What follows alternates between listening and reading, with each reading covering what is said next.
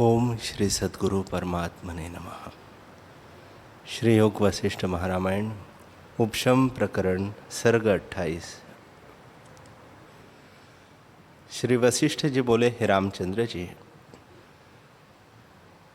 जब दैत्यराज बहुत काल पर्यंत समाधि में बैठे रहे, तब बांधव, मित्र, टहलुए, मंत्री रत्नों के झरोखे में देखने चले कि राजा को क्या हुआ। ऐसा विचार कर उन्होंने किवाड़ों को खोला और ऊपर चढ़े। यक्ष, विद्याधर और नाग एक ओर खड़े रहे और रंभा और तिलोत्तमा आदि अप्सरागण हाथों में चमर लिए खड़ी हुई, और नदियाँ, समुद्र, पर्वत आदि मूर्ति धार कर और रत्न आदि भेंट लेकर सब प्रणाम के निमित्त खड़े हुए, और त्रिलोकी के उदरवर्ती जो कुछ थे वे सब आए। पर राजा बलि ध्यान में ऐसा स्थित था मानो चित्र की मूर्ति लिखी है और पर्वतवत स्थित है। उसको देखकर सब दैत्यों ने प्रणाम किया। कोई उसे देखकर शोकवान हुए, कोई आश्चर्यवान हुए, कोई आनंदवान हुए और कोई भय को प्राप्त हुए। तब मंत्री विचारने लगे कि राजा की क्या दशा हुई है। इसलिए उसने शुक्र जी का ध्यान किया और भार्गव मुनि झरोखे में आए। उनको देखकर दैत्य गणों ने पूजन किया और बड़े सिंहासन पर गुरु को बैठाया। बलि को ध्यान स्थित देखकर शुक्र जी अति प्रसन्न हुए कि जो पद मैंने उपदेश किया था उसमें इसने विश्राम पाया है। इसका भ्रम अब नष्ट हुआ है और क्षीर समुद्रवत प्रकाश है। ऐसे देखकर शुक्र जी ने कहा, बड़ा आश्चर्य है कि दैत्यराज ने विचार करके निर्मल आत्म प्रकाश को पाया है। अब भगवान सिद्ध हुआ है और अपने स्वरूप में जो सब दुखों से रहित पद है उसमें स्थित हुआ है, और चिंता भ्रम इसका क्षीण हुआ है। अब इसको मत जगाओ। यह आत्मज्ञान को प्राप्त हुआ है और यत्न और क्लेश इसका दूर हो गया है। जैसे सूर्य के उदय होने से अंधकार नष्ट हो जाता है, अब मैं इसको नहीं जानता। यह आप ही दिव्य वर्षों में जागेगा, क्योंकि प्रारब्ध अंकुर इसके रहता है और उठकर अपना राज कार्य यह करेगा। अब तुम इसको मत जगाओ, अपने राज्य कार्य में जा लगो। वशिष्ठ जी बोले, हे रामचंद्र जी, जब इस प्रकार शुक्र जी ने कहा तब सब सुनकर सूखे वृक्ष की मंजरी ऐसे हो गए और शुक्र जी अंतर्धान हो गए। दैत्य भी अपने राजा विरोचन की सभा में जाकर अपने अपने व्यवहार में लगे, और खेचर, भूचर और पातालवासी अपने अपने स्थान में गए, और देवता, दिशा, पर्वत, समुद्र, नाग, किन्नर, गंधर्व सब अपने अपने व्यवहार में जा लगे।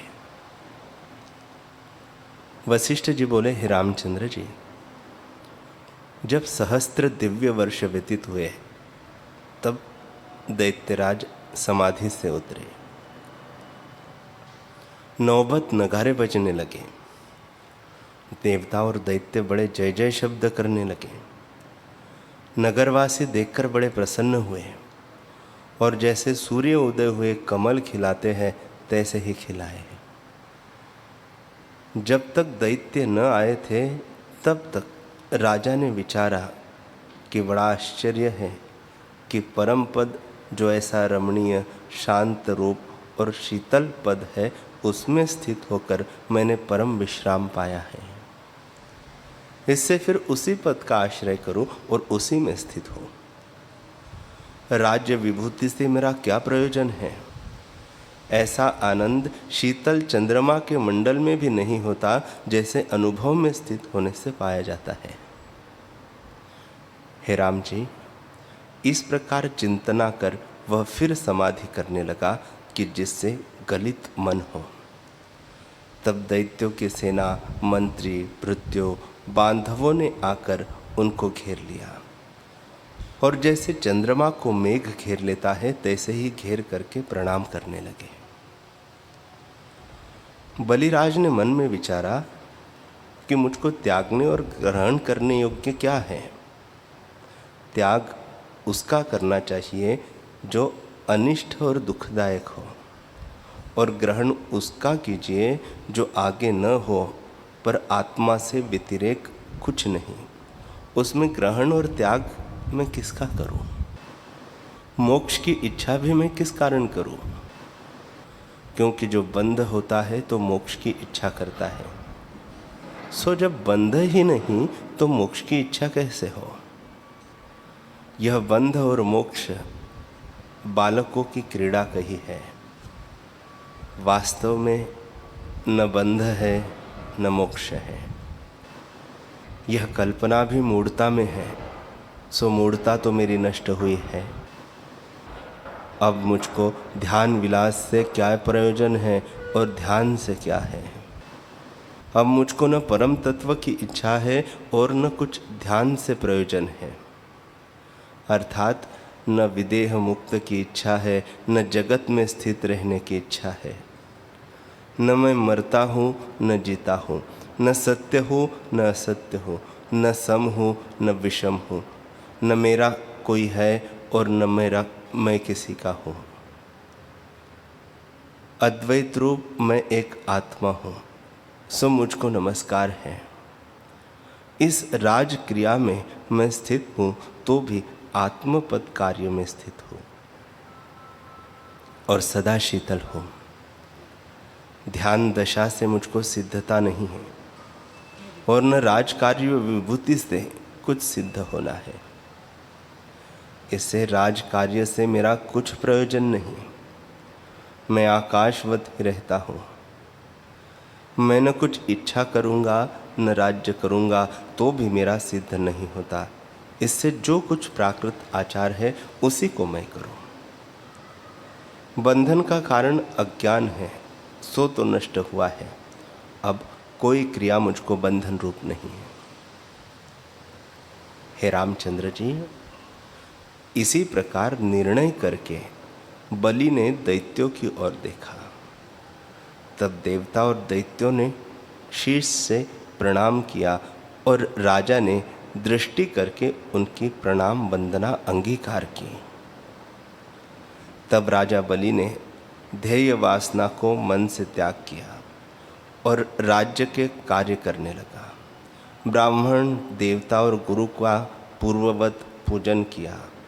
जो कोई अर्थी और मित्र, बांधव, टहलुए थे उनका अर्थ पूर्ण किया।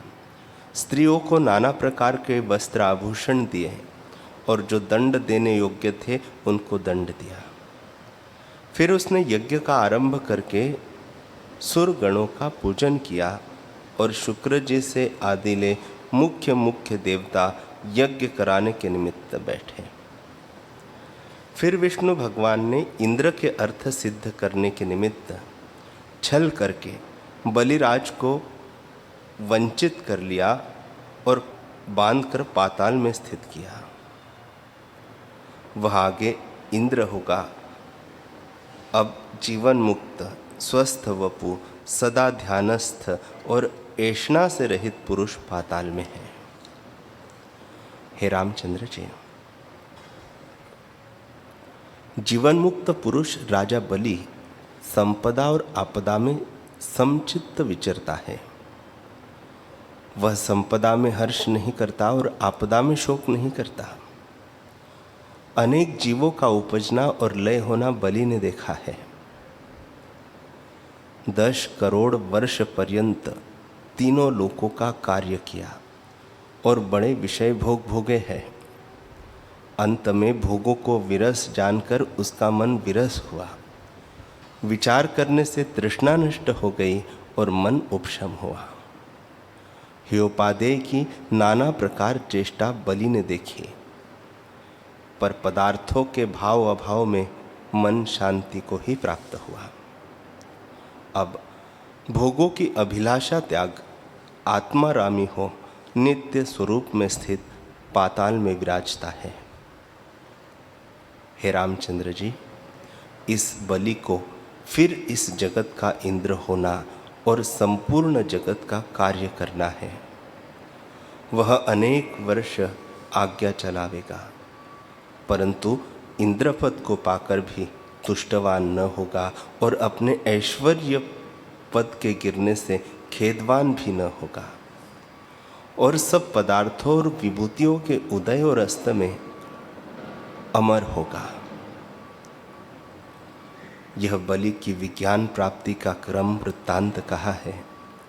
इसी दृष्टि का आश्रय करके तुम भी स्थित हो और बलि की नाई अपने विवेक से नित्य तृप्ति आत्मनिश्चय को धारो कि सब मैं ही हूँ। इस निश्चय से निर्द्वंद्व और परम पद प्राप्त होगा। हे रामचंद्र जी, 10 करोड़ वर्ष तीनों लोकों का राज्य बलि ने भोगा और अंत में विरक्त हुआ। तैसे ही तुम भी भोगों से विरक्त हो जाओ। ये भोग तुच्छ है, इनको त्याग कर परम पद में प्राप्त हो जाओ।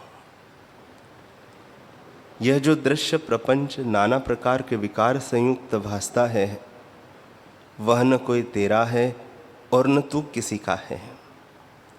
जैसे पर्वत और शिला में बड़ा भेद है, तैसे ही जिस पुरुष का मन संसार की ओर धावता है, वह मन की वृत्ति में डूबता है। जब तुम मन को हृदय में धारोगे, तब सब जगत में तुम प्रकाशवान होंगे। तुम आत्मस्वरूप हो तो अपना क्या और पराया क्या, यह सब मिथ्या कल्पना ही है।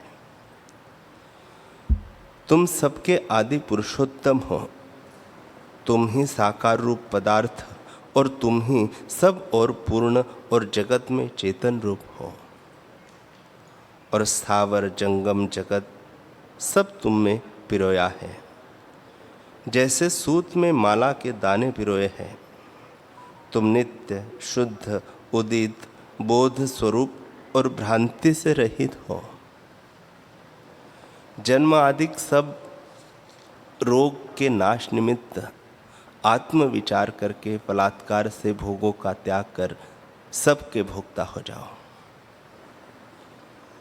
तुम केवल स्वरूप जगत के नाथ हो और चैतन्य सूर्य प्रकाश रूप सर्वदा स्थित है। सब जगत तुम्हारे प्रकाश से प्रकाशता है और सुख दुख की कल्पना तुम्हारे में कोई नहीं। तुम तो शुद्ध सर्वात्मा और सर्व प्रकाशक हो। इष्ट अनिष्ट को त्याग करके केवल अपने स्वरूप में स्थित हो।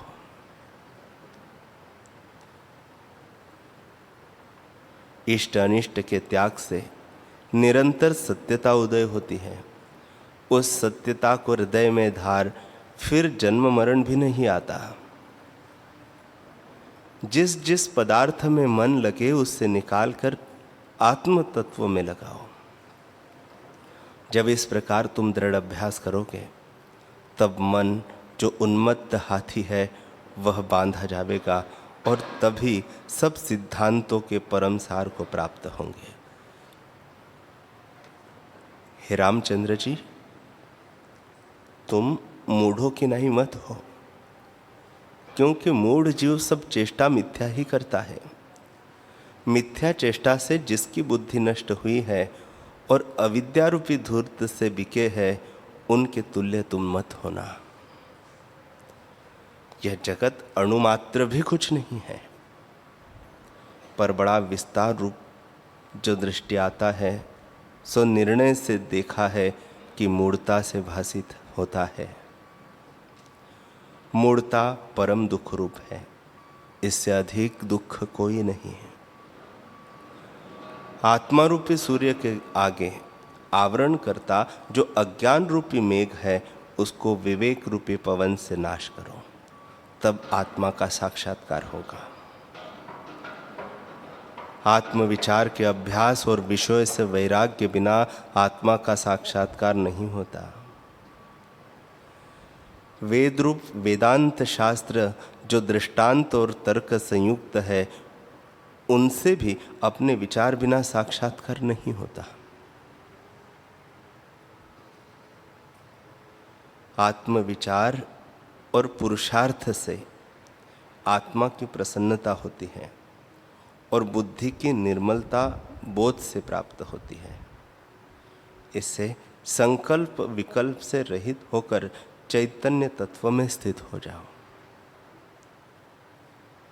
विस्तृत और व्यापक रूप आत्म तत्व की स्थिति मेरे वचनों के ग्रहण करने से सब संकल्प तुम्हारे लीन हो गए हैं। संवेदन रूपी भ्रम शांत हुआ है और संसार रूपी कुहरा तुम्हारा अब नष्ट हो गया है।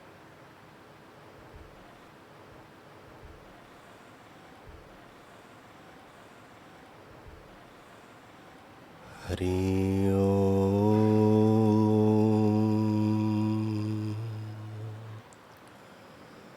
हरि ओम।